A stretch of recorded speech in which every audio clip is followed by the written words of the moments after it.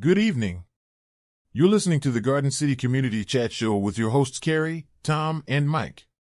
Sit back, relax, and enjoy the show.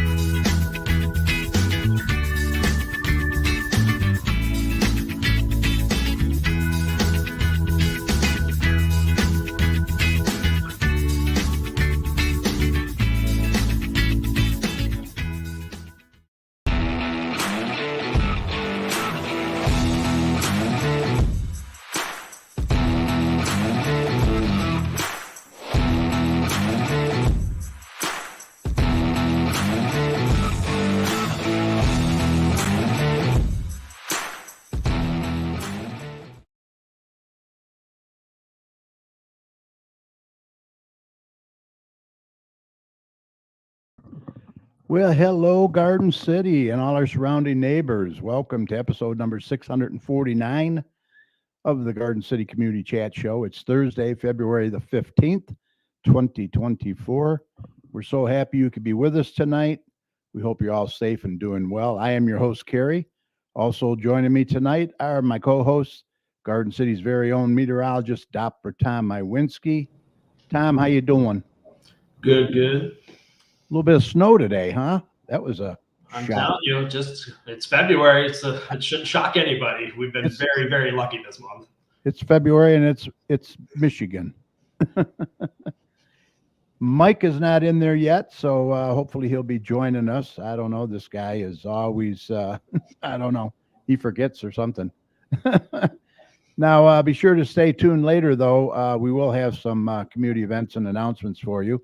I just want to mention a couple of upcoming shows that we have scheduled. February 22nd, our guest will be Garden City Mayor Mark Jacobs. He will be here. On February 29th, we're going to take the night off so that we can all attend the Garden City Volunteers Dinner.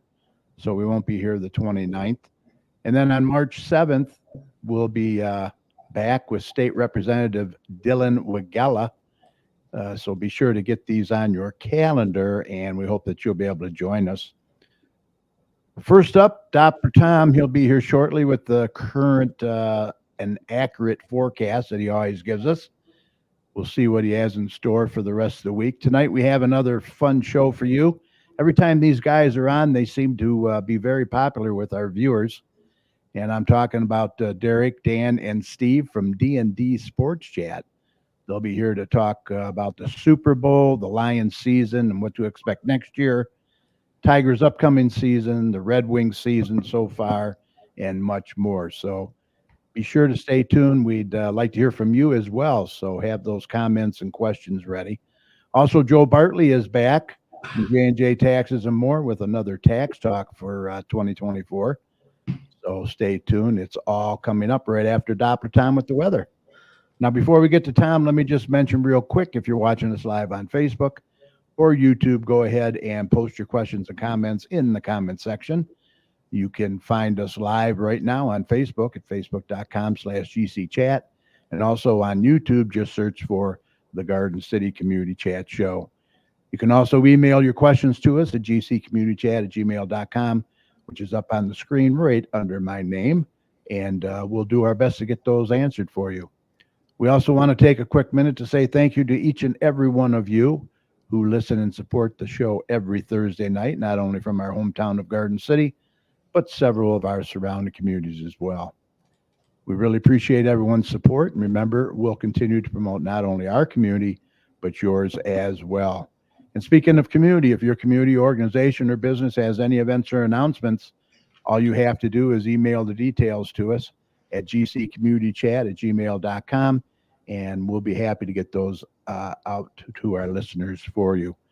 Remember, you're always welcome to come on the show, promote your community, business, or organization anytime.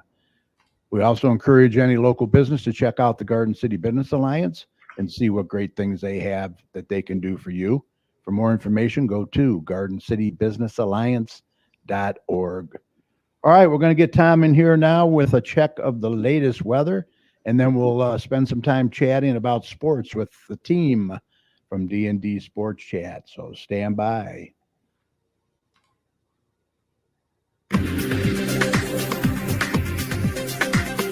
Okay, let's do a check on weather with Doppler Tom. See what he has in store for the rest of this week and the weekend coming up. Tom, take it away. All right, a little bit of snow, just a dusting. It's all melted. Yes, we had a little bit of snow throughout the work week. There was a day that we had a couple snow flurries moving through. Today was a little bit more, but like you said, didn't last very long and it melted fairly quickly. And now we're kind of into a chillier night. It's been fairly blustery kind of in this evening, and we're starting to get into temperatures that will get into probably the low 20s overnight. So we got above freezing by a couple degrees, and now we're going to start to go below as this colder air continues to kind of work into the region. As we get into the rest of Friday, we're going to continue to remain cold into Friday. We're probably going to see temperatures remaining into the 30s as we get into the end of the work week, and probably staying pretty cloudy tomorrow. So not really going to be a warm or a nice end of the work week, but this is February, so it should not surprise anybody. So we're definitely in the cold, and we're going to continue to be in this cold weather as we get into Saturday as well. We're going to continue to see temperatures probably into the 20s and 30s. So definitely getting a little chillier over the weekend. And we're definitely going to stay cold as we continue to get into the first part of the weekend. But the good news is that we get toward the end of the weekend, and we're going to start to see kind of our wind shifting, and we're probably getting back into the 30s for highs on Sunday with some gusty winds moving back in, and then probably getting back into the 40s as we get into early next week. So on Monday and Tuesday, we're probably going to see those temperatures getting back into the 40s for high temperatures. And then as we get into Wednesday, we're probably going to see some rain move through. So we're going to see some more systems move through, but right now it's going to be warm enough that this will probably be an all rain event as this moves through. So we're not expecting any wintry weather. And this will probably continue into early Thursday before kind of our system begins to kind of move out of the area. And then we're probably just going to continue to deal with a little bit of a cool down behind these systems, probably again getting back into the 30s for highs and 20s for lows the following Friday, Saturday, and Sunday toward the end of the month. And then we'll probably get back up into some warmer air again, back into the 40s and 50s. So you probably get the drift over the next couple weeks. Definitely some cooler air behind these systems for a couple days. Then it kind of warms up. Then we get another system to move through, and then it cools things back down for a couple days. So I honestly you can't complain about this weather. No. February is notorious here in Michigan to have intense winter weather, and we have not had any big winter storms here in Michigan. Knock on wood. And I don't foresee it ever happening. I mean, wow, that's crazy. Throughout the rest of the month, I mean, the pattern is just not going to be there to really force any big cold air outbreaks to come through to mix with the storm system moving through at the same time. Yeah, you could have a marginal event here and there, but I'm not really seeing that. It's going to be more rain than snow throughout the rest of the month. And some more mild days than cold days, but there are going to be your cold outbreaks for a couple days. And who knows what March will bring, but March is also notorious for bringing crazy weather in with potential more snow as well. So we'll see kind of how that goes. But throughout the rest of the month, over the next couple of weeks, other than some temperature roller coasters, I don't foresee any big winter storms in the pipeline. So you're welcome. But other than that, it's been fairly active all across the U.S. We've definitely been seeing quite a bit of winter storms. There was one that quickly moved through the Northeast. That was a pretty big one for all the big cities there. A lot of snow across the northern U.S. as well. The UP of Michigan seeing quite a bit of snow today. The lake belts are really seeing significant lake effect snow up there as well. So it's been fairly active across the Northland and we're going to continue to see these fast-moving systems move through, but it's not going to really translate into any snow for us. So we're looking pretty good there. But other than that, that's kind of the weather picture. If you want to keep tuned to all my local weather information, just go to my website, DopplerTownsWeather.com, and it will keep you updated as we continue to roll on with not too shabby winter at this point. Yeah, not too shabby, really. No, you we'll cannot take complain.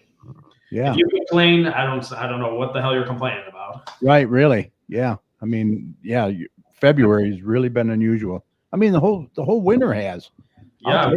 I mean, we've not had a major winter storm here in Michigan this year. Yeah. We had little bits and pieces, and that's very unusual. Like we haven't had a blockbuster storm. I mean, we usually have a couple each year. So maybe we'll get lucky this year, but I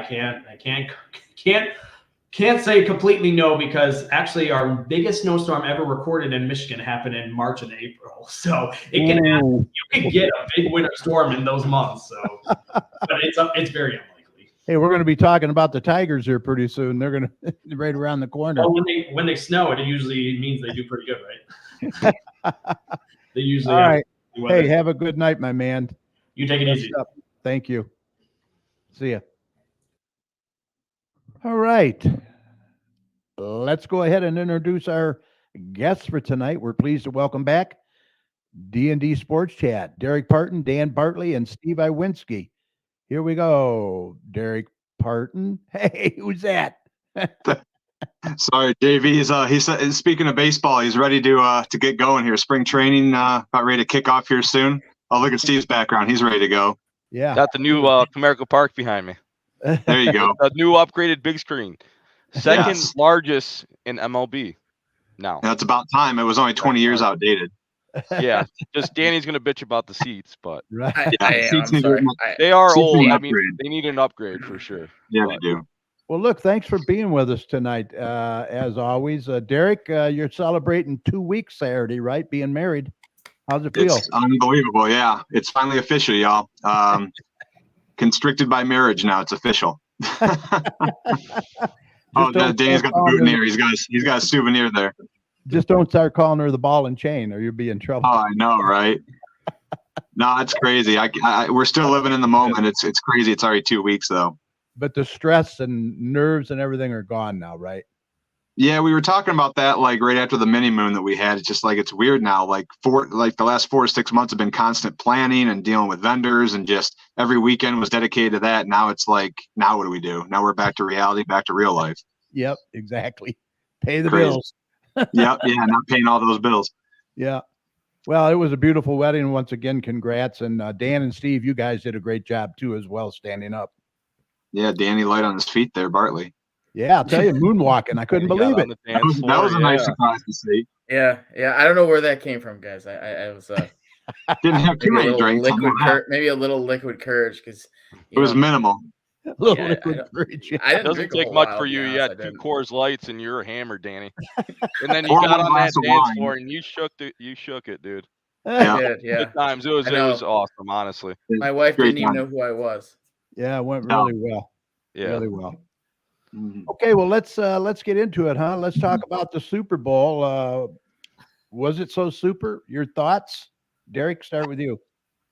No, I mean, I guess at the end of it, it kind of lived up to the hype. But I mean, overall, I thought the game was pretty lackluster. I'm curious to see what the final ratings were. I'm sure that they're out. But I mean, I think at the end of the day, I mean, I had Kansas City winning that game. I didn't have it going to overtime. I know that was more so Steve. He won a little cash on that bet. But no, I mean, I thought overall the ending was good. It kind of saved the game. Kansas City, the defense stepped up. I thought San Francisco, they played the best game that they could have. Brock Purdy, I thought, wasn't really 100% on his game. I think he wasn't as good as he was against the Lions, that's for sure. But I think Kansas City, the defense is what made the difference, and Patrick Mahomes too on the ground. I mean, I think he rushed for like nearly 70 yards on the ground. That was a difference maker. That kind of propelled them into overtime. From what I read earlier today, I saw an article that said I guess a lot of the San Francisco players weren't even aware of the new overtime rules, which was really, really baffling. I don't know if that was just some cheap excuse or what, but that's definitely not a good sign if you're the Mike Shanahan or the coaching staff. I mean, you've had two 2 weeks to prepare and you didn't even think about the possibility of going to overtime with new rules. That's really, I can't have any sympathy for that. But no, I mean, it was a shame because a lot of the coulda, woulda, shouldas, if you're a Lions fan, you kind of look back and say, if we were in San Francisco's shoes, there were plays that we could have made that they didn't make. I mean, you could have said, oh yeah, I mean, they would have been up, maybe 10-0 or 13-0 over KC at the half, but it's all coulda, woulda, shouldas at this point. But no, I mean, it's sad. It's unfortunate that the season's over, but definitely if you're a Lions fan, lots to look forward to in 2024. And now you got the draft coming up here shortly and a lot more moves to be made. Yeah, it would have been a lot more interesting if the Lions were in there, but hey, it is what it is, right? So do we have the making of a dynasty here, Danny? For Patrick Mahomes, yes. I think you can say Patrick Mahomes is definitely going to win another one, probably another year. He still isn't the GOAT. Sorry, I hate to say it, guys, but I think the Lions are going to be good next year. Like everybody's saying, I think in a Super Bowl or bust kind of thing. I don't think it's Super Bowl or bust next year. I think you got to get back to where you were, but there's also that second year kind of like hiccup. Are you waiting for that to happen kind of thing? Campbell said you're he'll be one there. injury away from not making the playoffs as well. Yeah, Campbell said they're going to be there next year. It just depends, Danny. Yeah, it does. There's a lot of key factors that can play in it. So back to the Super Bowl, though. Swift can break up with Kelsey and everything can change. That is your ratings right there. I think more women watch the Super Bowl just because Taylor Swift was there. Oh, yeah. Speaking of Taylor. That's fair. Yeah. Oh, God. Just seen around the world. Yeah, there she is.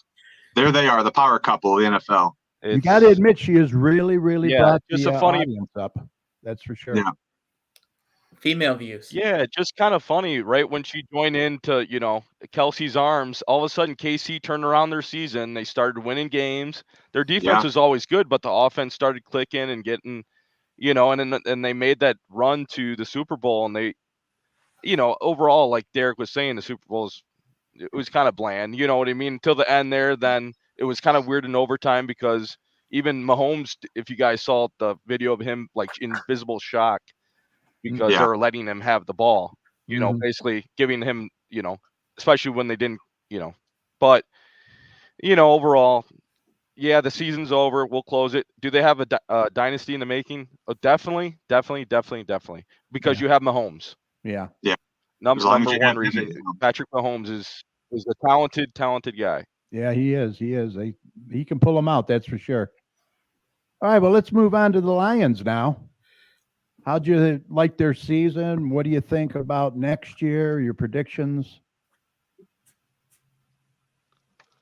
Derek? Well, I guess with the Lions, the offense has always been the main highlight. It has been for the last 2 years under the Dan Campbell regime, and obviously Ben Johnson's a big catalyst in that. And the players all respect every single coach on that staff, from the top to the bottom. They respect, each other. They have full trust in each other. So, I mean, when you have the leadership of Jared Goff, when you have, a powerful wide receiver core like, kicking it off with Amon-Ra St. Brown, who had another remarkable season. Over 1,500 yards receiving. It's just the guy is insane. A lot of key contracts that are going to be coming up here. Obviously, Jared Goff's going to be under the microscope. A lot of talk about his contract. Where you're going to slot him in the payroll as far as being one of the top 5 paid quarterbacks in the league and in league history, for that matter. I know a lot of fans were really talking about mid-season about do we lock up Goff now before we've even won a playoff game, before we've even made the playoffs, or do you wait till after the season's over? Now it's kind of showing, and we talked about this today earlier in our group chat, that that's going to be the case of today's NFL and the contract that you're going to have to pay him, the money that you're going to have to dish out. I mean, what was it, Steve? Something like $200 million a season. I mean, or $200 million over the course of, what was it, 4 years or something like that? Overall, right. Yeah, 4. Yeah. I mean, it's absolutely insane amount of money. $50 million a year. $50 million a year. When if you would have probably offered him that mid-season, you probably would have been paying $35 million, maybe 38, somewhere around there per year. So who's our franchise player? We could have several franchise players. Oh yeah, look at the rookie core. I mean, you had 2 potential rookie of the year candidates, Sam Laporta and Jahmyr Gibbs. That was a huge season. Yeah. Big surprise by those 2 guys. Montgomery, my gosh. Yeah, David Montgomery. I mean, I thought that was. I mean, I was a little bit hesitant when they got rid of Jamal, but I mean, that was the best fit. And in Brad Holmes we trust. I mean, every move he made in the offseason, from the draft all the way down to free agency to trades, everything worked out. There was no player that had any kind of backlog or anybody that really took any steps back. Everybody took major strides forward this year, including even the offensive line that's gotten kind of aging. I mean, you look at Frank Ragnow, who was beat up all season long. The guy's a complete tank. He'll be back. He's going to be back too. I mean, he's in his early to mid 30s. That's huge, honestly. That is huge. Yeah.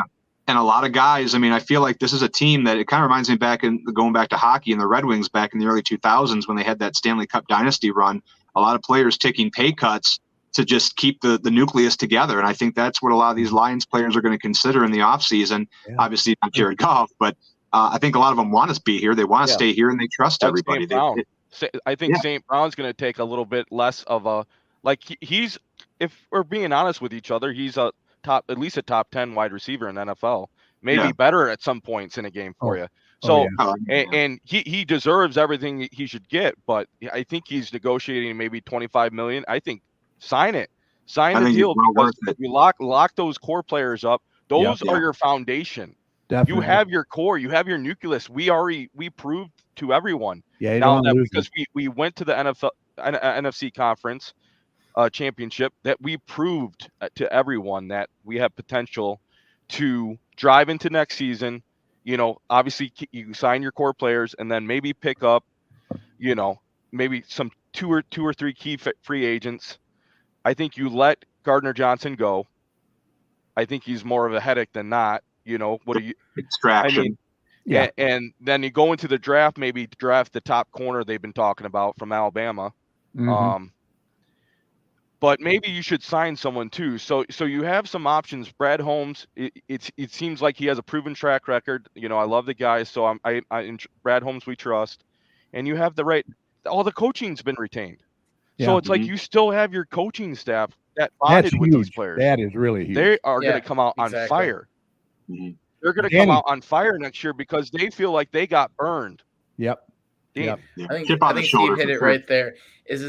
I was really concerned that the Lions were going to lose a lot of their coaching staff besides Campbell. I was too. And I think that was really going to take a step back. If you lost those guys, those key coaches like that, it's more, I think, losing a player. Sometimes when you're losing your defensive, offensive, obviously Campbell's going to be around, but those guys are making the calls. Those guys are in Campbell's ear. So, I mean, you can't give all credit to Campbell when you win or lose.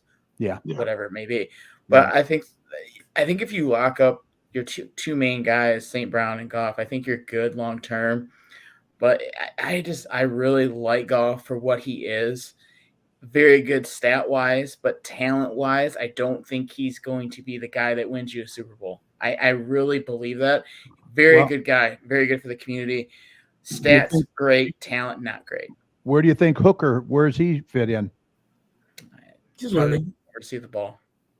I think you're going to use him as trade bait. I don't see a future with Hendon Hooker here. I mean, if you lock up Jared Goff for another 4 to 5 years, Hooker's going to be 30 years old. I mean, he's no longer your future. I mean, he's trade bait as far as I'm concerned, and I don't even know how you would get any value from him. He's never played an NFL snap in his career yet. Do you think Goff could last 4 to 5 years without an injury?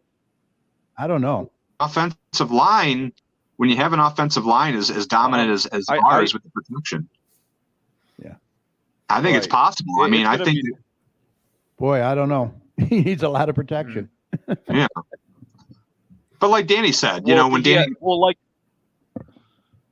exactly, Derek. Like Danny was saying, they have one of the best offensive lines in the NFL. Mm-hmm. So you have protection there. Yeah. And you have a little bit of stability because you drafted Hooker as your potential, taking him arms guy.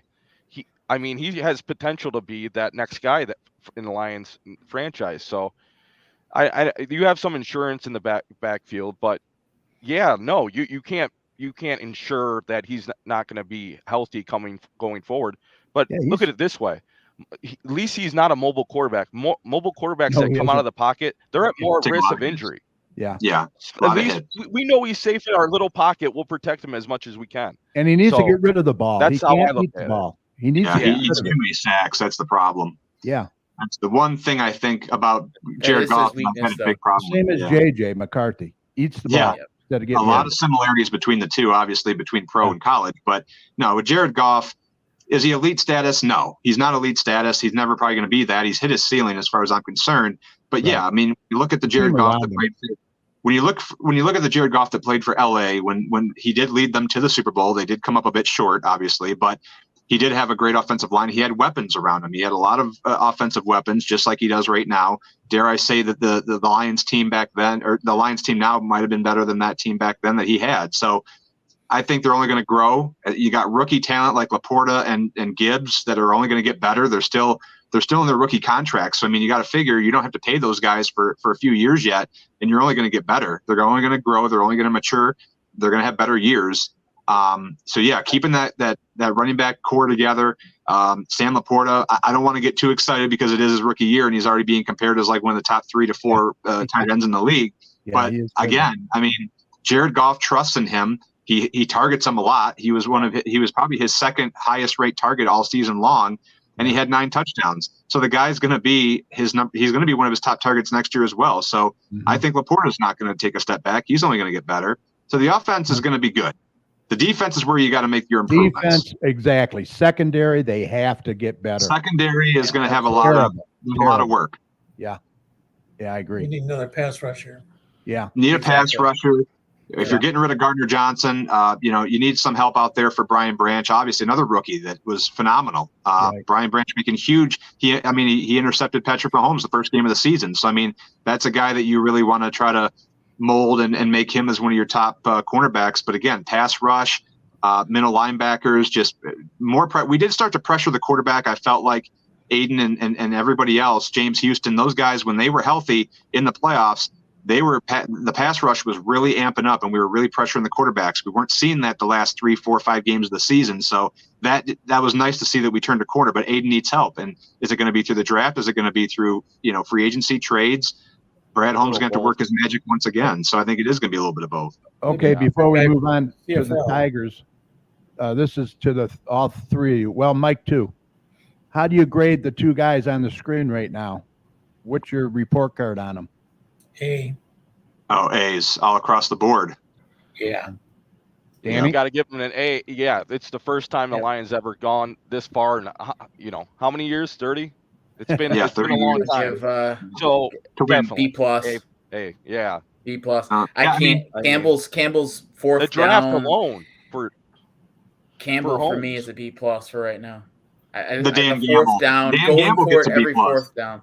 I just can't handle. I like the aggressiveness, I really do, but he Yeah, he is left 6 points burning off you the with board. some of these. Yeah. he That's how got it you is. there. He got you there with those calls. I'm gonna give Yep. him a solid B plus.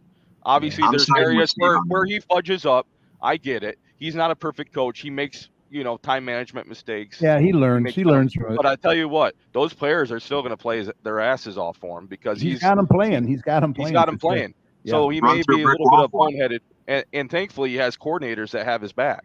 Yeah. So that's huge. When you have good coordinators that could be head coaches in the NFL, and they're your guys, that gives you a lot of trust in your other coordinators, a little less pressure for the head coach. Yeah. John Yeah. Murray says, how about the Bobby Lane curse? Is that gone now, folks? Yeah. It seems like it, after what Jeff Daniels and Yeah. Peyton Manning did, earlier last season. Peyton So- Manning John, and Jeff Daniels got rid of it.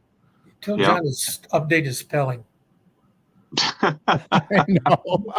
Bobby Lane has a Y in his name. Yeah, exactly. Oh boy, grammatical errors there. Cindy Bartley says A plus and A. Oh boy. That's for Yeah. looks too. I think there's some looks. The Looks, women yeah. definitely will give Dan might Campbell an A plus. Dan Campbell with his Rudolph the Red-Nosed Reindeer nose in every single game. The And- girls Yeah, like he him. gets red, man. He's red in the face. He gets fired up. That's for Yeah, sure. he does. He Yeah. does get spits. fired up. He He spits gets every players time he has a fired press up. conference. Oh man. He's got the dip in between his lip. Yeah, he's the full package. All right. Well, how about the Tigers now? We'll start with Steve. What do you Yeah. think they're going to do this year? What are your predictions? So I think the over under was at like 82, I think, and a half, and I do think they're going to 81.5. go. Yeah, Over. I think they're going to go over that. I think they have potential to win the division. Of course, I think with Francona out with the Guardians, that's huge for us. He killed us. He's a great manager. So I mean that they lose a little bit of credibility now. They had some guys that could play, but they played for Francona. So I think Minnesota's the Tigers a have challenge. Minnesota. I don't. Yeah, they're always going to be in the thick of it. They're a thorn in our butt, but It's I think amazing it's, that team. How they yeah, have nobody on their team and they make the they're a playoffs. scrappy bunch, Yeah. man. They've always been, and they've Amazing. had solid pitching, and the budget is crap, and you can't figure it out. You're like, how is this team so good? Yeah. And I think they have a little home field advantage because when teams that travel from west or it's freezing up there, in Minnesota, it's even worse than here. So Mhm. with their pitching, that gives them a lot of 84. advantage, and it's a big field.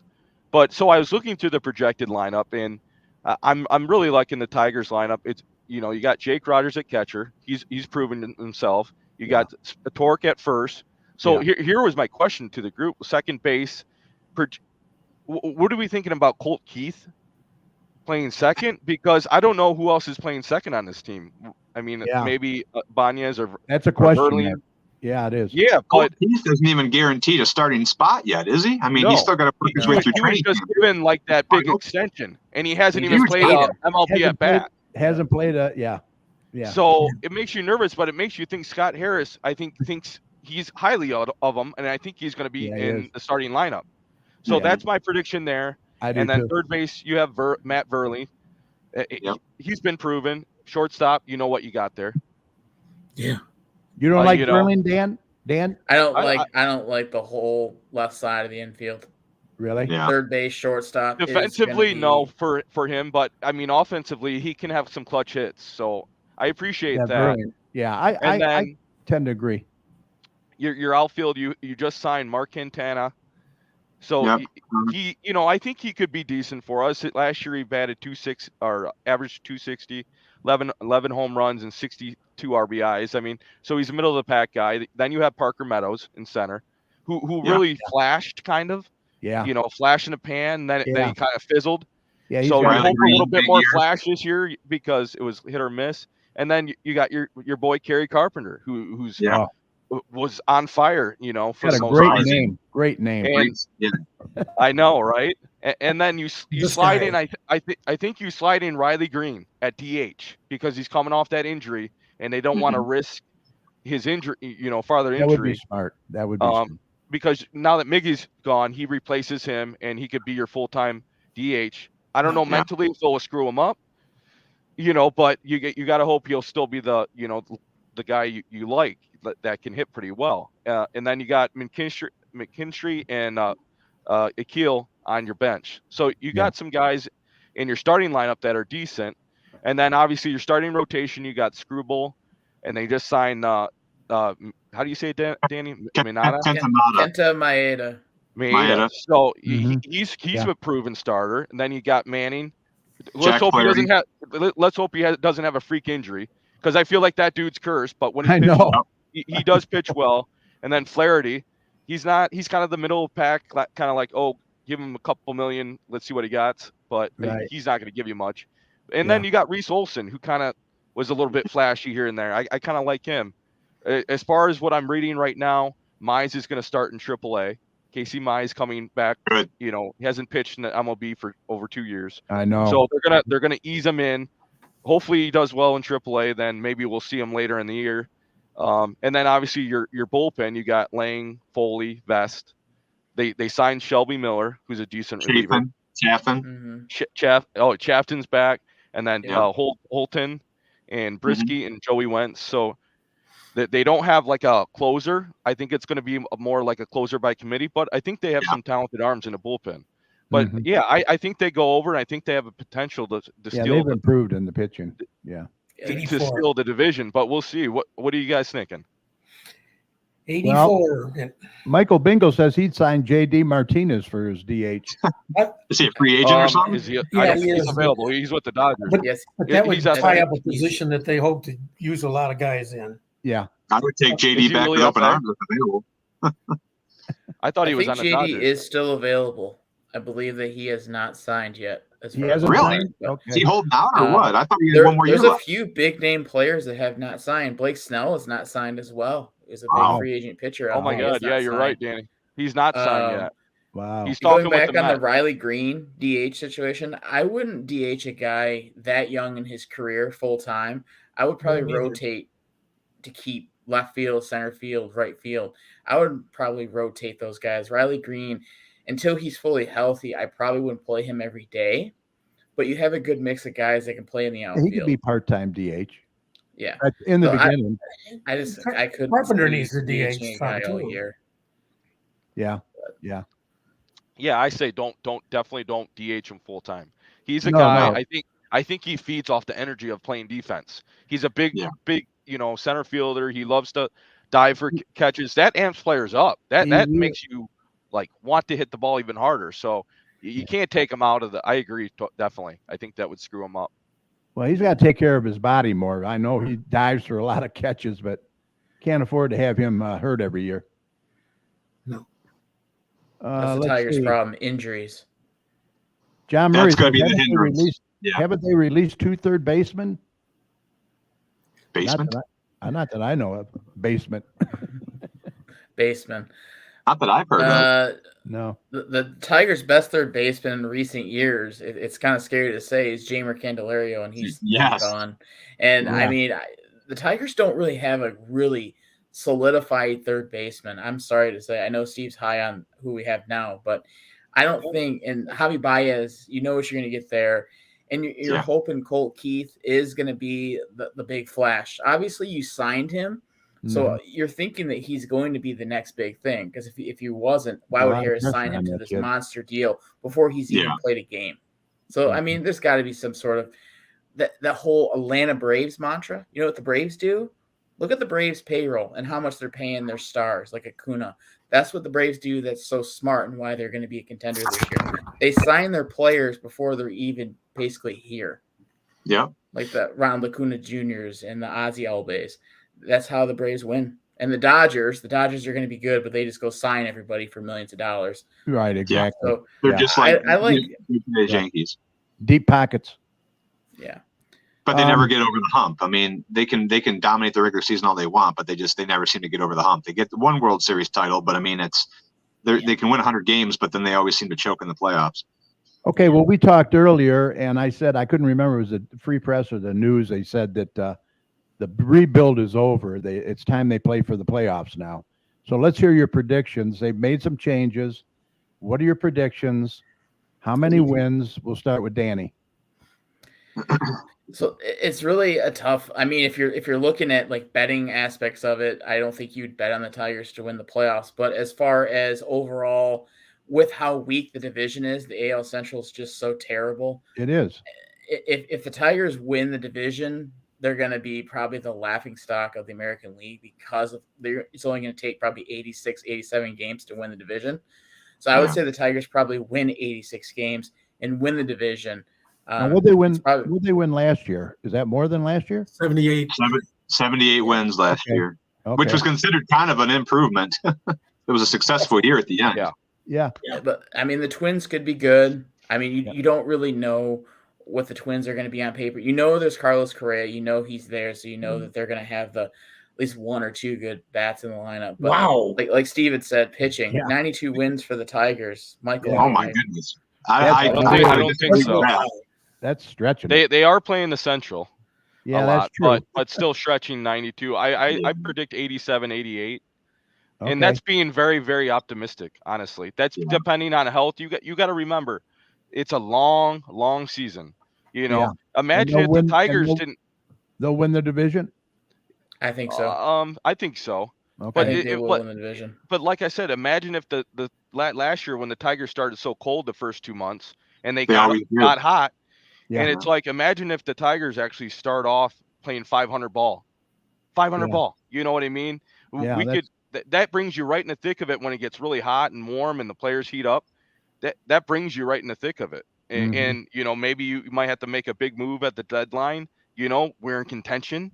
You know, it's fun for the city. I think this is a turnaround year for the Tigers. It's a make it or break it. You know, with Torkelson, Green, you have your nucleus of guys you drafted, and this is their time to shine. And I think Torkelson is going to emerge as the leader of the clubhouse. All right. 25, 30 bombs. All right, Mike, your predictions. I know you said you were thinking about it at our COA meeting. Well, I'm not quite as optimistic as what you've been saying. I said 84. 84? 84, just like in 1984, the last time in the World Series. And they make the playoffs? Yeah. Okay. All right, Derek, you're up. I've been kind of bouncing anywhere between 83 and 86. I think it's going to be probably around 85, 86 wins. I've said this before. I mean, with the Central being so weak, I mean, what was it last year? I think was it 88 wins that the Guardians had to win the division. I know they definitely backdoored their way into the playoffs, and I don't see much improvement from any other teams other than the Tigers. But yeah, I think from 78 wins to about 85, 86, it might be good enough to win in the division. It all really depends, like we've already talked about, the injuries and the consistent plays. I mean, the pitching show up. We got to have guys go deeper than 4 and 5 innings. I mean, the bullpen always worries me. It has worried me for probably the last 5 years. And closer by committee. I mean, we've seen how things can kind of turn. But I like what Steve said about Spencer Torkelson. I think he is going to be your future. He's going to be your new clubhouse leader. It's not too far off from getting 25 to 30 bombs. I think he proved that last year. We saw how close he got to 30, and he really turned it up in the last couple months of the season. So, and just from what he's been saying, on Twitter and what he's been saying, to the media, what the Lions were able to do this year, he wants the team to feed off of that. And same with AJ Hinch. I think everybody's kind of got that new spark, that new added spark with the Lions have bestowed upon the city. Yeah. And I think that's what the Tigers are going to try to feed off of. So yeah, I mean, 85, 86 wins. Could you win the division? I'm having a hard time pulling the trigger on it, but wild card teams as well. Like with the wild cards, I'm not exactly sure how many games you have to win. Usually it's somewhere between that 85 to 88 win total. I think they'll be in line with that as well. I think they can make the playoffs, whether it be the division or whether it be via wild card. So I think, playoffs are definitely there for the taking. I don't want to say playoffs are bust, but I feel like it is kind of a make it or break it when you have all this young nucleus that you've had now. You've drafted well, prospects. It is time to turn up the heat, and I think this is the year to do it. Okay, so is it a do or die season for Hinch? No. Yes, I think so. I think you don't make the playoffs this year. I mean, Hinch is what? Is this year 5, year 4, year 5? 6, yeah. I mean, come on. I mean, he's going to start losing some of his credibility that he had established as when he was winning World Series with the Astros. I agree. I believe it's a do or die for him. Mike, I think a couple of years ago, he was probably not going to be that guy to lead you to the next level, which he may not be. I mean, if you make the playoffs this year with them, they may decide to extend him. But I don't think we're going to have to worry about it, guys. No. I think they're going to have a good season. I think Hinch is turning around the team. They proved it last year. They turned the corner. They started to believe, and I really think they're buying in. So I don't even think we need to have this conversation. Yeah, they were entertaining. That's for sure. Yeah, they're going to be fun this year. But as far as MLB managers are concerned, what kind of a leash do you give them? What window is there? I mean, I know in college it's usually 4 years for coaches. What do you give a manager in the NFL? He's on thin ice if we don't have a team over 82 wins. Oh yeah, I agree with that. I think the expectation should be over 82 wins for the team. Well, I say this: if he doesn't make the playoffs this year, there's a problem. Going to be a problem. Yeah. Yeah. I mean, he has the core nucleus there, and I know it depends on health. Like you're saying, Danny. I mean, what do you think? Yeah, for me, for the Hinch goes, you have to look back at the team that he had when he was with Houston. If you look at that roster, you can see why they were so good. Whether they cheated or they didn't cheat, the roster is absolutely stacked. The Tigers are a good roster, but not the rosters that he's had with the Astros to win with. Yeah. So that being said, I won't put this season on Hinch. I will put this season on the other coaching staff, the pitching staff. The Tigers pitching staff, as far as starting pitchers goes, cannot stay a full season healthy, whether it's Mize, Manning, Screwball. Something is going on with the Tigers pitching staff, coach. Did they get a new pitching coach? Everybody is getting hurt every year. Why is that? Why is the Tigers pitching staff, each starter gets hurt at least once or twice a year for a long term? Yeah, it's Chris Fetter. Chris Fetter. Yeah. Juan Nieves, Robin Lund. Let's just see what happens this year, Danny. I mean, he does bring I don't know if it's with the arm angles that he practices, who knows, but he does get a lot out of his guys when they're on. But yeah, it is weird that that is short term because they usually get hurt or something's tweaked, what I mean? So what's happening there? You got maybe you got to point the finger at the strength and conditioning coach too, Yes. So you got to wonder, there's a lot of factors at play there. Yeah, that's what I said. Yeah. No, strength and conditioning. Right. I feel like in the MLB, with the Tigers being in Detroit, being a team that's up north, when you start the season earlier and earlier, it starts in late March. Yeah. March and April, you get some really, really cold, games. I mean, cold months. And I feel like that's such a disadvantage. I mean, aside from like the West Coast teams, because you're already starting the season off in 70-degree weather, 60-degree weather, those teams have the advantage. So when you start off in Detroit, if you don't get the hot hand, I mean, you're pitching and and the balls don't travel either. We already know how it makes a difference when the ball carries in cold weather. It doesn't carry at all. It dies. Yep. So that's why the Tigers usually don't even really make a lot of noise until, late May, early June. And that's unfortunate because if they, like Steve said, if they just played 500 ball March, April, May, and then you turn the corner in the summer months, you could be a 90-win team by the end of the year. You really could. Yeah, that's the disadvantage that the Tigers have being a northern team like a lot of the rest. Well, they open with the White Sox and they close with the White Sox, so that may be a good sign. And the White Sox used to be, I think, they were on par with you. If not, they were ahead of the rebuild stage by at least a couple of years, and now they've taken a step back big time. Yeah, they have. Yeah. All right. Well, Patty fixed her prediction. It's 78-84 wins. Yep. Okay. That's fair. Yeah, that's fair. For sure. Yeah, that's fair. I agree. Yeah, that's good. I think definitely over 80. If you don't win over 80 games, it's a failure of a season. I'll say it. I like to say over 84. Yeah. Yeah, you're done. Honestly. Yeah. All right, moving on to the Red Wingies. Big surprise. What do you think of their season so far? Well, other than they're last going to night. make the playoffs this year. Yeah. Take last night out of the equation. It's definitely been a good season. Yeah, they got hammered last night. Yeah. I don't know. I did not watch all that game because the late night games No, are me either. brutal. When they're over in Canada, Alberta over there with Vancouver, Edmonton. I know they're playing Vancouver tonight at 10 o'clock, which probably catch some of that. Yeah, but another late the one. thing is what you guys got to realize is they're playing the top teams in hockey on this road trip. You're playing Edmonton, you're playing Vancouver tonight. Well, they got to beat them, Dan. They have to beat them. Beat by Edmonton, who's the hottest team in hockey right now. McDavid had 6 points.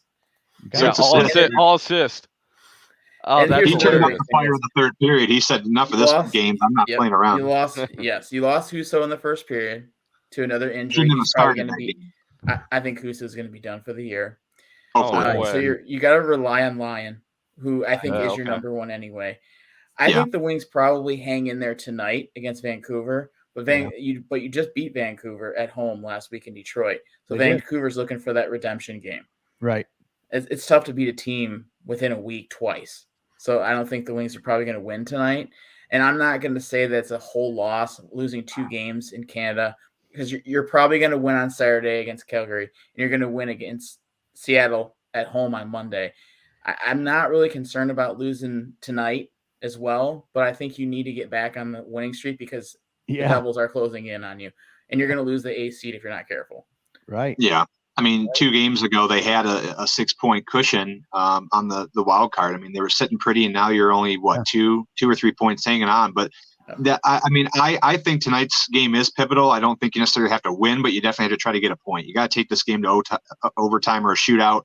You got to, I think, between the Canucks game, the Flames, and the Kraken, you got to get at least 4 points, I think, out of these next 3 games. I mean, to stay in the hunt, to still establish that credibility, and to keep your team, with the momentum. You don't want to lose that momentum because then guys are going to start falling off. But I wouldn't think that game's going to affect Lyon too much, giving up 7 goals. Everybody's due for an off game. Obviously, he had, I think, the top 3 or 4 save percentage in the league before that game. So I think they're gonna regroup. I think it's going to be probably a lower scoring game tonight. I'm thinking probably 3-2, somewhere around that realm. But you got to try to steal a point in this game. Dropping 2 in a row, I don't want to see it. But no, I mean, other than last night's game, the season's been over exceeding expectations. I think they're still going to hold on and make the playoffs. I think they're going to be a wild card team, whether it be wild card 1 or 2. But think about it; they're only 3 points out of third place in the division, and I think they're 2 games behind Tampa Bay. Tampa Bay's got 2 games in hand. So I mean, you're going to hang in there pretty much the entire season. You're sitting at 60 points. Just after the All-Star break, I think that's definitely you're sitting pretty for a playoff spot here in the next couple of months. So I like the direction that they're going, and they just got to keep the foot on the gas pedal. So you like Lyon? Is he the goalie that takes you there? That's according to Michael Bengal. I think so. For the next year or 2. The Red Wings' best goalies. You can't play. The Red Wings' best goalies are not here yet. I will say that. Sebastian Hossa? No, someone's taken over. Trey Augustine, who plays for Michigan State. If you got to look at this guy's numbers, you got to watch this guy play. He's very good already. Mind you, a lot of a certain goalie in Tampa Bay, Vasilevsky. He's very young, so you're going to be waiting for him for a couple of years. Kosa's numbers are good as well. So that's what's so good right now for the Red Wings. If you look down the pipeline, it's finally getting there with Augustine and Kosa. You also have so many depth players that are in Grand Rapids that are shining right now that the Wings are going to have to move these guys. If you're going to make any kind of run in the playoffs, you're going to have to move Jonathan Berggren or Elmer Soderblom to get another big piece. The Wings need a big forward. The Wings get pushed around so much, and it's painful to watch the Wings get pushed around. And you go to the playoffs, and the Wings are probably going to make the playoffs this year. I will say it right now. But the Wings are going to get pushed around against a team like Boston or Florida. And that's what's probably going to end up putting you can't have Alex DeBrincat be your guy to drop the gloves. I'm sorry. He's your main goal scorer. The size difference when he dropped the gloves against. You got to protect him. Yeah. He's him and Larkin. You do not want them dropping the gloves or getting physical. You got guys that are out there with size that should be scrapping it up. We don't have a lot of them. I mean, you definitely don't. I mean, David Perron every now and then, Andrew Kopp every now and then, JT Compher every now and then. But your elite goal scorers on this team, Larkin, DeBrincat, Raymond, these are the guys you got to protect, and you do not want to see them dropping the gloves. And they need to beef it up.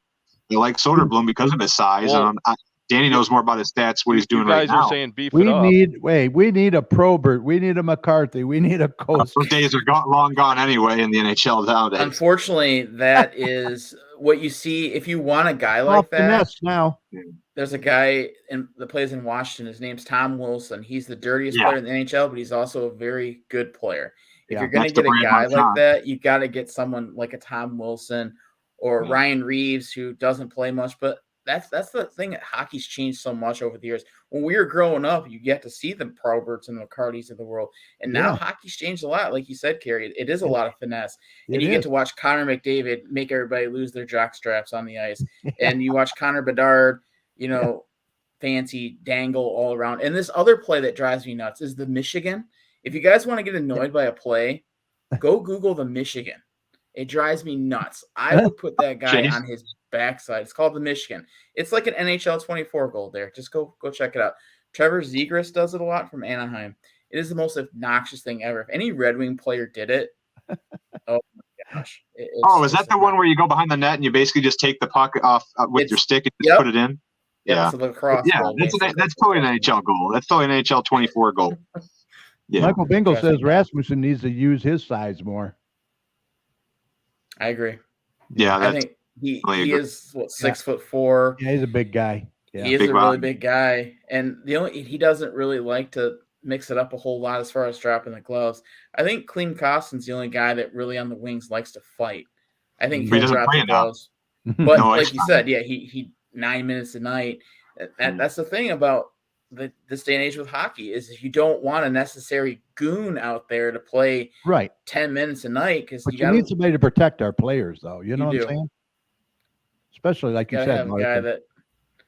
I don't want Larkin and DeBrincat dropping the gloves. But aside from that, aside from defense being an issue and size and guys not getting really roughened up, the offense speaks for itself. Just kind of like the Lions. They're second or third in the league in goal scoring. They've got like the third most goals scored.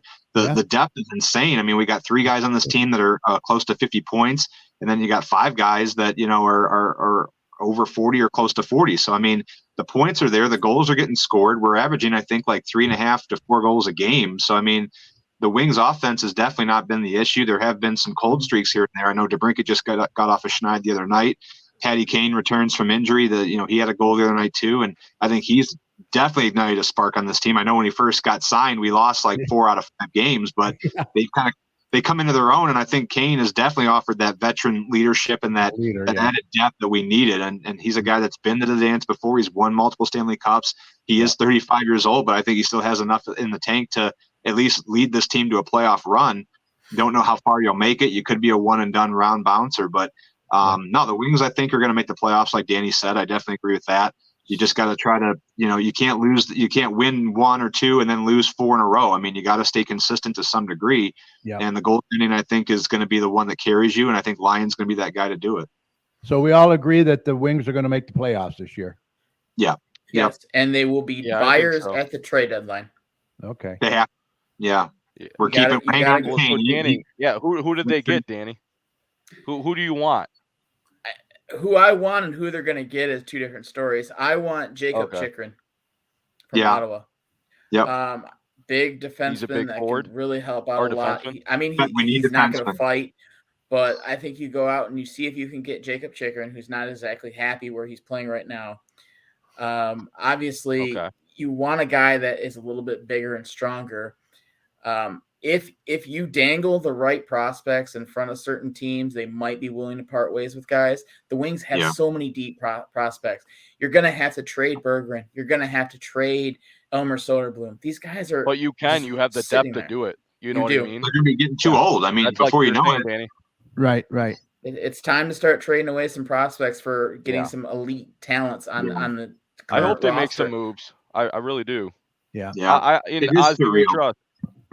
It's surreal to think because now, I mean, we were so used to just like load up the prospects, just like the Tigers, prospects. But now you're finally a contender. It took you 5 years, and under the Eisman plan, only a few of those years have been, rebuilds. But now the rebuild's over. You're solidly in playoff contention, and you could take it to the next level if you do pick up the right pieces. And I think Danny hit it on the head. You have to focus squarely on defense. I like, obviously, you know what you're going to get from Mo Sider. He's leading this core. Shane Gostisbehere has done well. He's been on kind of a cold streak lately, but I think Jake Waldman's been a huge surprise. I think he's definitely added that depth and a little bit of roughness as well, but he kind of sneaks around on the power plays. I like what I've seen out of Waldman. So you got a young defensive core, but you need more depth, and you need guys that aren't going to turn over the puck, guys that are going to protect Lyon in the long run. So defense is what I would definitely go over from size at the trade deadline. Yeah, Michael Bingo agrees with everything. Okay, before I let you guys go, I wanted to touch on the Wolverines too. Now that Harbaugh is gone, some big key players are gone, and R.I.P. Moore is at the helm. Big. Yeah. What's your predictions for next year? I think it's of setbacks. I think it is. You cut out. You're Derek, not go going to ahead. see. No, I'm just going to say you're not going to see this team win a national title. I don't think next year you're not going to be undefeated. I think you're going to see somewhere between 9 and 10 wins. The expansion of the playoffs, the 12 teams couldn't have come at a better time because you're still going to make the playoffs. You're going to be a lower seed. You lost a lot of key pieces. You're losing Blake Corum. You're losing Mikey Sainristil. You're losing J.J. McCarthy, Zach Zenner, Trevor Keegan, Drake. I mean, there's so many guys. Roman Wilson. The list goes on. And of course, Jim Harbaugh to the NFL, and now Sharon Moore takes over the helm with somewhat of a new coaching staff. It's going to be a tough season just from the very beginning. But here's the deal: is like how much of a window do you give him? You gave Jim Harbaugh this 4 to 5 year window before they finally were able to make noise, beat Ohio State twice, which Sharon Moore actually beat them this year in Jim Harbaugh's absence. But I think that's definitely, what got him more consideration to be that head coach. And I think the players are going to respect him. I think it's going to be somewhere between a 9 and 10 win season. So it's going to be, the expectations are going to have to be dumbed down. And I'm already there. I mean, I already kind of know that this is going to be a year of setbacks, but it's still going to be competitive football. Beating Ohio State 3 years in a row it's going to be a tough task, but you can definitely do it. What, I'm sorry, 4 years in a row. They've 4 already years in a beaten row. Ohio State 3 years in a row. They're just not going to make it 4 4 years in a row. Yeah, so to do it 4 years in a row, now under a new coaching staff and under a team that's lost a lot of depth, that's going to be tough to do. Michigan State, with their new head coach, I think that they're going to be a beatable team. If you do lose that game, fans are going to be quick to turn on Sharon Moore. I'll say that. If you start losing the rivalry games right off the rip, that's when the fan base is going to start turning their back on you a little bit. Yeah, the alumni too. Yeah, you want to keep those games close to your chest and try to at least knock off one of those two as your big rivalry wins. But yeah, I'm going to go 10 wins for the Wolverines in 2024. Mike, what do you think? Take the spread. They've got a tough schedule this year. Yeah, they do. Very tough. They got like 4 tough games at least. We got the expansion. And they lost so much talent. I think 9 wins is Nine. probably about as good as they're going to get, and I don't see them beating Ohio State in Columbus. Steve, your prediction. Yeah, no way. Yeah, I'm predicting about the same 8-9 wins, maybe, Yeah. you know. But I really think if you're a betting man, you take the spread whoever they're playing against. It's going to be a Oh. shaky season, I think. There are a lot of those, like you're saying, Derek, those on, you know. So I predict 8 to 9 wins. Okay, Dan. Safe. Yeah, as the Michigan program, I mean, as a fan base, you have to be realistic with this season coming up. You lost a lot of pieces. You lost your Harbaugh mania, and unfortunately, you are going to have some setbacks. You're probably going to win 8 or 9. You're not, and like it said, the schedule is not easy. It's not like an Alabama schedule. Sorry to Alabama fans, but they have some cotton candy schedules. Yeah. Unfortunately, Michigan is probably going to have a rough year. But as far as the fan base goes, I don't think anybody's going to turn on anyone right off the get go. I think if Yeah. he's in year 2 or year 3, and Bingo. then you can see turn on. But the first year, I think the expectations are going to be really low for Michigan. They're still going to win some games, but unfortunately, it's not going to be the highlight like it was this season. Okay, last question on Michigan. Do you think JJ should have stayed another year? Yes. I agree. No. It would be great for Michigan. 100%. but No. I don't think it's great for Everyone else is leaving. Why should he stay? Yeah. Let's face it, as I'm trying to put myself as a college kid, it's hard to do at 35 now. Let's face it, you want to go to the NFL, you want the money, you want the lifestyle, you want the glitz, the glam. Do you think he's everything ready? the Do you NFL think he was ready to do that? Probably not, but Yeah. he's not even probably going to He start. took the money and ran. So he's thinking Let's about face the it. money. Well, a lot of NFL scouts think projecting him to be a number 2 starter. Yeah. To back up a QB Yeah. coming, being drafted. So I mean, they think pretty highly of him apparently in the NFL. I'm curious how he's going to develop really in the NFL. Yeah. That's I think it fair, all though, He had a depends on where funky he goes. style. He wasn't flashy. No. Let's lot be of his honest. gameplay- Michigan won with the run. Yeah, a lot that and an offensive line. I mean, he had great protection when he wasn't eating the sacks. You Yeah. can compare, like I said to it earlier, you can compare his gameplay style very, very similar to Jared Goff's. He's not elite by any means. I don't think he's ever going to be elite. But He if you can put run a him little behind better. Yeah. you put him behind the right offensive line and develop, I think that he's going to be a backup probably for a couple years to tutor behind somebody. Hopefully it's going to be something, because every team in the NFL right now, really all 32 teams, have starters that are already going to be there. I mean, maybe 2 or 3 teams are going to be looking for some elite starters. Obviously, Chase Daniels and some of these guys are going to be going top 2 or 3 quarterbacks in the draft. But JJ is probably going to be a second, maybe a late second round pick, maybe early third round pick. But he's going to be a backup for a couple years, and he's going to have to tutor behind somebody. And I think he has the potential to get better. But if he's ever going to be a starter in this day and age in the NFL, he's got to learn not to eat the sacks, and he's going to have to learn how to scramble a little bit more, which he does sometimes, but not often Not enough. always. Yeah, he seems to forget. All right, who's going to be the number 1 pick Oh, this year? Any ideas? It's going to be tough. I mean, that's the Harrison kid, Harrison Jr. Yeah. Ohio. Well, it could be a quarterback too. yeah. It's hard to say someone not being a first round pick from like Alabama or Ohio State. It seems like just about every other year. Anybody Yeah. from Michigan possibly? No, No, but no. they'll have 2 or 3 guys in the first round. Yeah. Corum maybe? Corum, I think, could go late first I'm hearing round. Caleb Williams a lot. Caleb Williams, I think, is going to be somebody that you're going to have to look for. Yeah. Yeah. Okay. It's going to be Alright, tough. first I mean, draft. it's going to be unpredictable, but this day and age, quarterbacks tend to go, pretty early. I mean, they usually go first or second picks, but there are some good running backs out there as well, and teams are lacking that depth at running back. So it's going to be a very interesting draft, and it's going to happen in Detroit this year. All right. Well, quickly, we'll wrap it up with we'll touch on NASCAR. Derek and I are real big fans, that. And Sunday, Derek converted me. Are you in there? I watch a Likes the lot of the betting. races. Derek and I He likes the betting. talk every like Sunday morning. Oh, I okay. like putting bets on NASCAR. I'm not gonna lie. They're I asked easy. Derek, They're easier. it's easy money. It really is. know. I'm sorry. I don't like betting a whole lot unless it's like on Yeah. hockey or baseball. But Well, Daytona 500 is this weekend, and looks like going to be rain all day Sunday. So, oh man, any It's thoughts? Florida. What do you expect? Any favorites for this year? They're saying Blaney's a favorite again. The Ford camp is going to be tough, and they got the duels tonight. Actually, I think. Well, I know the first duel already Going on happened. right The now. second duel's at 8. But I think that obviously the front row's already been locked in. It's an all Ford front row. Joey Logano locked in the pole. Michael McDowell second.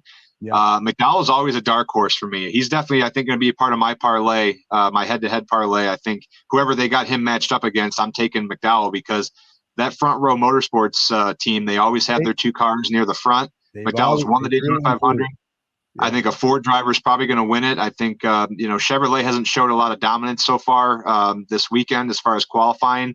We'll see how they fare in practice, but I'll have to look and see how the duel shaked out. But I like Logano. I think he's going to be tough. I like another one too that's joined the Ford camp is Noah Gragson. He's joined Stewart Haas Racing in the Tim car. He's another dark horse pick. But I think your winner is going to be coming out of the Ford camp this year.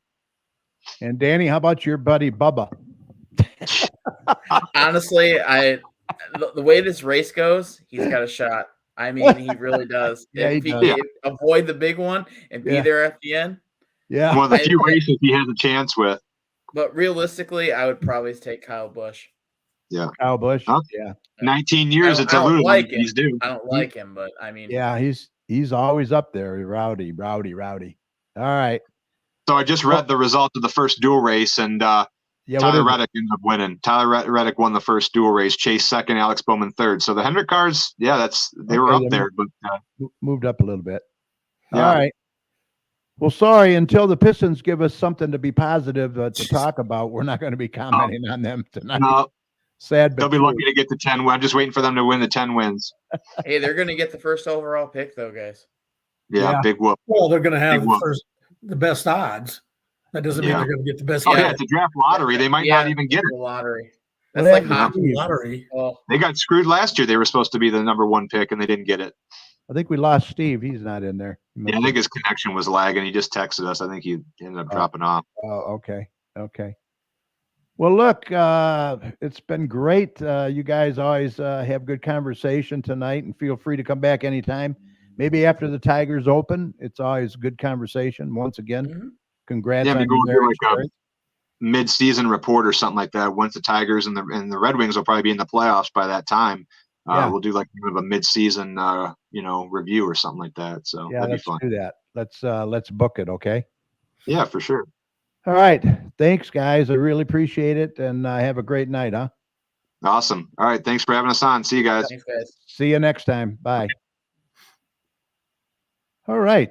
Always good conversation with those guys, eh? Yeah. All right, moving on. The next city council meeting is Monday, February 19th, 2024, 7 p.m. in the council chambers located at 6,000 Middle Belt Road. These meetings are a good way for you to get involved and voice any concerns that you may have.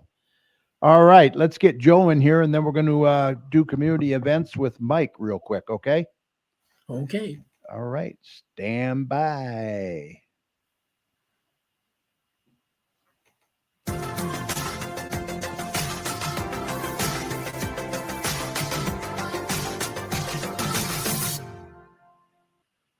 Hello, everyone, and welcome to another night of Tax Talk with Joe Bartley from J&J Taxes and more.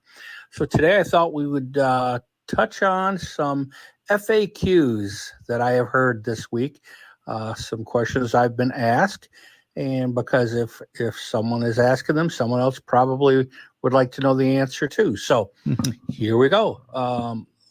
Number one would be, what if I don't have a W-2? So we're into mid-February. W-2 should have been mailed out. If they were not, if you did not receive yours, you need to get a hold of your employer or ex-employer. I know sometimes that's not fun, but that's what you need to do and inquire about it.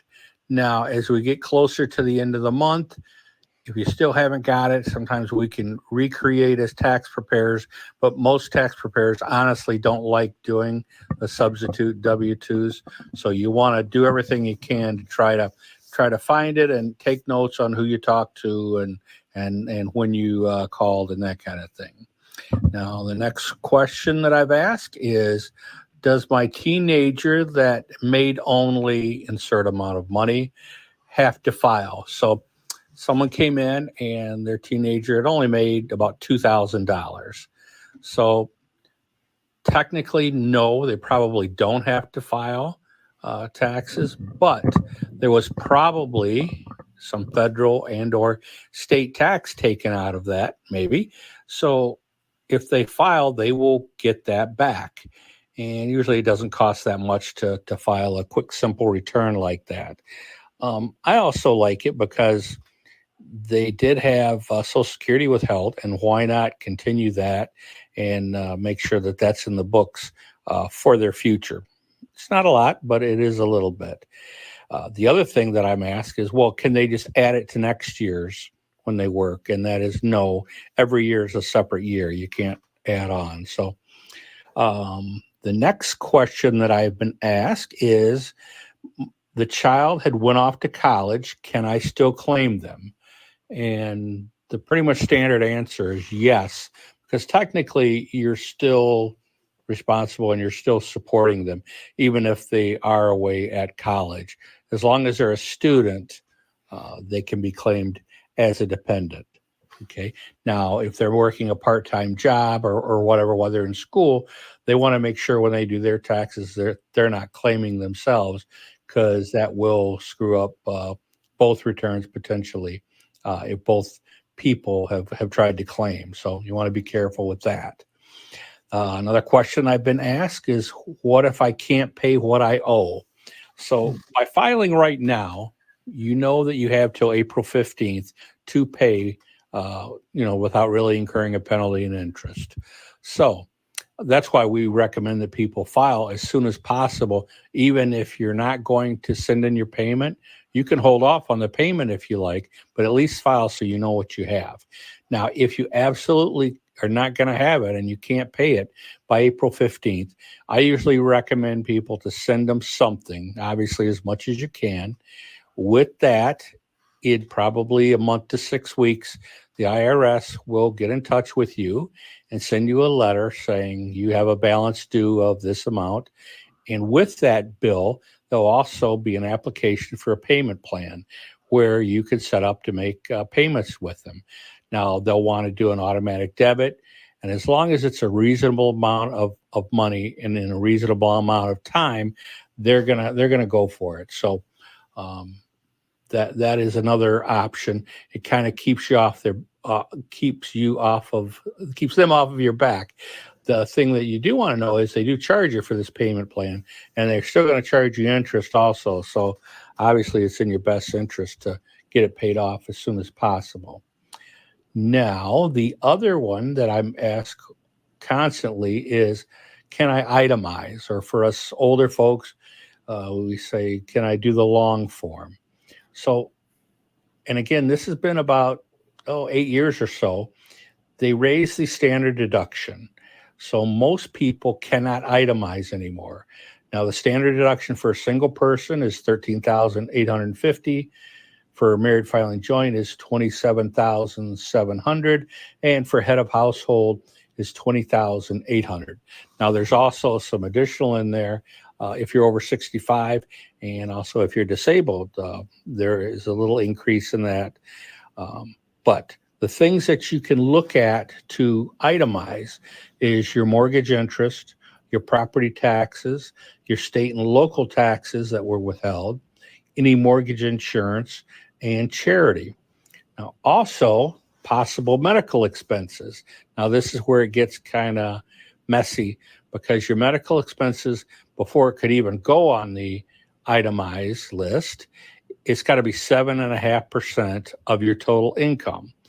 If it is 7.5% of your income, then it can go on the itemized list. But in order for it to do you any good, all those items I just mentioned has to be under the standard deduction, which is $13,850, or married filing joint, $27,700. Very few people in our area, at least, really hit that number. So most people are just using the standard deduction. Now, as I mentioned, a popular question is, what's head of household? Or, yes, I'm head of household. In order to qualify as head of household, you, one, must be single, and two, you must have a dependent, such as a child, living at home with you, and that you're providing over half their support. That makes you head of household. So again, you have to have someone else in the home to qualify for head of household. So just a few little things that I've been asked this week, and hopefully maybe it was a question you had also. So, and if you have questions, get a hold of Kerry, let him know, and I'd be more than happy to answer them on the air and try to touch on some topics that may interest you. So again, I am Joe Bartley from J&J Taxes and More. You can find me at my new office at 30900 Ford Road, Suite G. I do everything by appointment. The best way to get a hold of me is email, which is joe@jnjtaxesandmore.com, or you can call the office at 734-523-8291. Check me out and make appointments online at www.jnjtaxesandmore.com. Thanks a lot, and you all have a great week. All right. Thanks, Joe. Good information there. Always good information for your taxes. All right. Let's get Mike in here. We're running a little bit long, but we'll get Mike in here, get those announcements out for you, and close out the show. So stand by.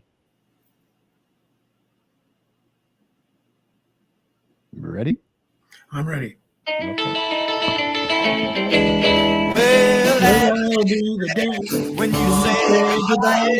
That'll be the day Time for when you make me cry. announcements. You say you don't Mike in believe. here. Mike. You know it's a lie. It'll be the day when I die. All right.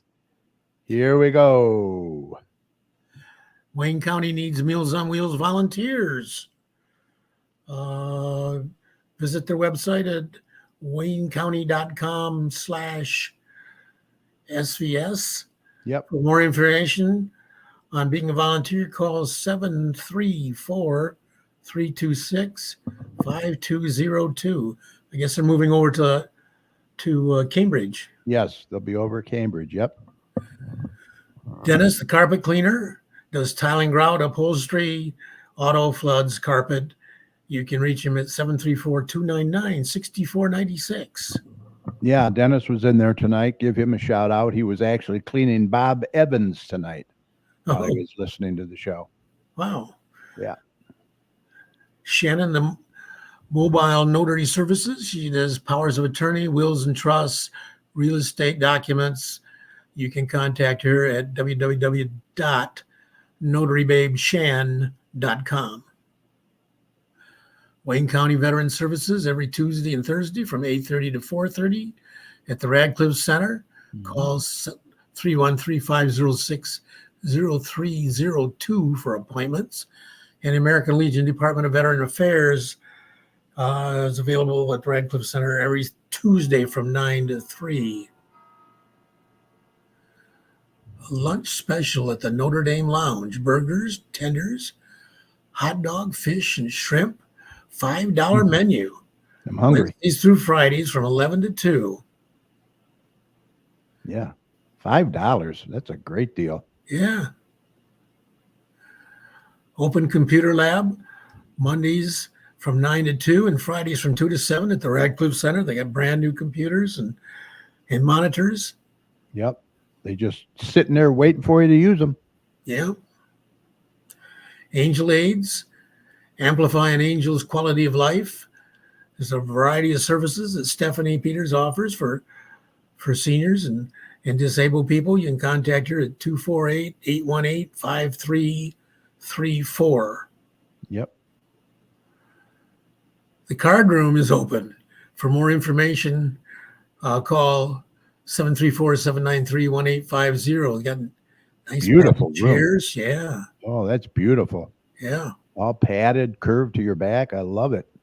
Yeah. Tech Talk with Julie. Get help on laptops, Android phone, iPhones, emails, and more.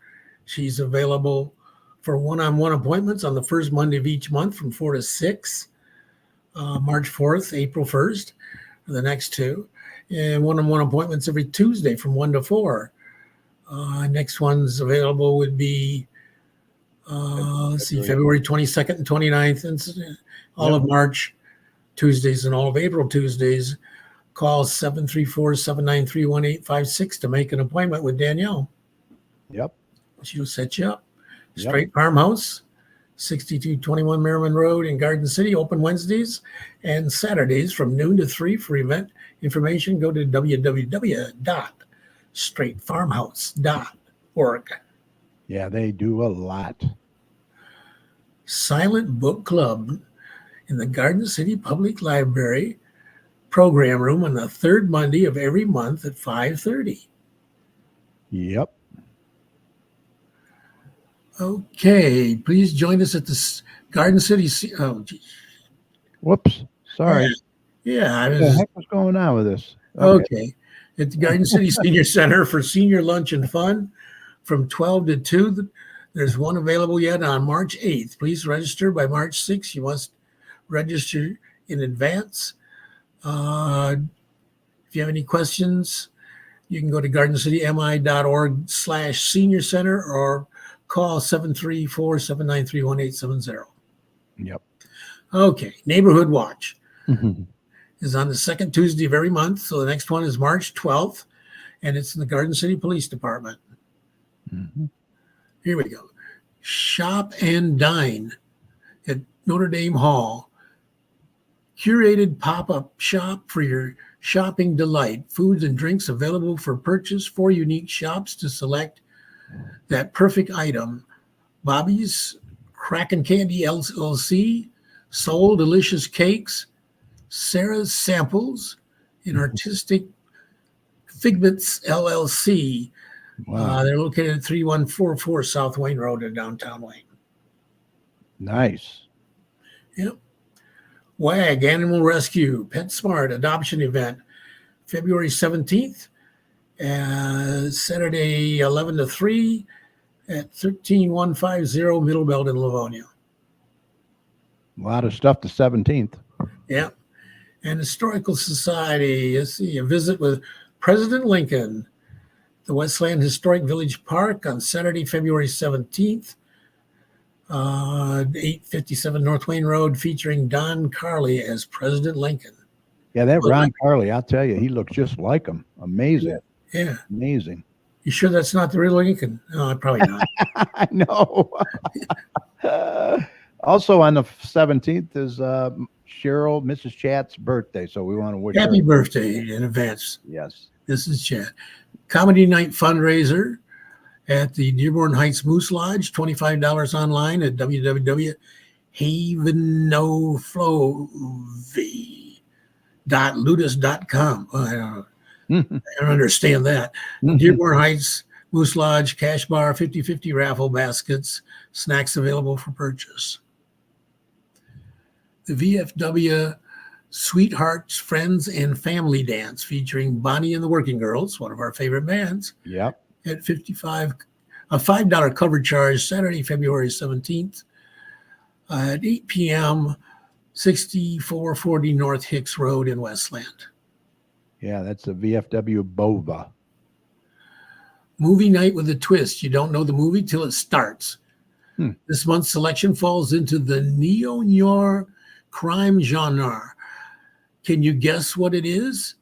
18 and up, popcorn will be served as secret cinema at the Garden City Public Library on Wednesday, February 21st from 6 to 7:30. Yeah, I need more of a hint than that. Yeah. Garden City PTA Council's Founders Day. This is their big publicity and fundraising event, Wednesday, February 28th from 5:30 to 9 in the Hellenic Cultural Center, 36375 Joya Road, Westland, Michigan. Kiwanis Great Pig Race, Yeah, big. March 9th, Tickets are $20. There'll be raffles and cash bars in the Radcliffe Center this year, so it's going to be bigger and better than ever. Yeah. Doors open at 6 and races start at 7:30. We have a full 36 pigs sponsored this year, so there'll be 6 heats plus a winner's heat that you can bet on. Yeah. And you want to bet on Chatmeister. The Chatmeister, exactly. Yeah. Garden City Parks and Recreation Pavilion rentals are now available weekend. You can visit our website at www.gardencity.mi.org/pavilion. Yep. Garden City Senior Center presents a watercolor class on March 15th and April 19th at 12 o'clock in the Radcliffe Center. Register at Radcliffe or online at gardencity.mi.org/senior center. Any questions, call 734-793-1870. Yeah, $5. Yep. Join us for a fun Easter craft show. I wish they wouldn't print these things in such fine print on such colored paper. I know. It's on March 16th. Yeah. It's location is Bodies by Wade.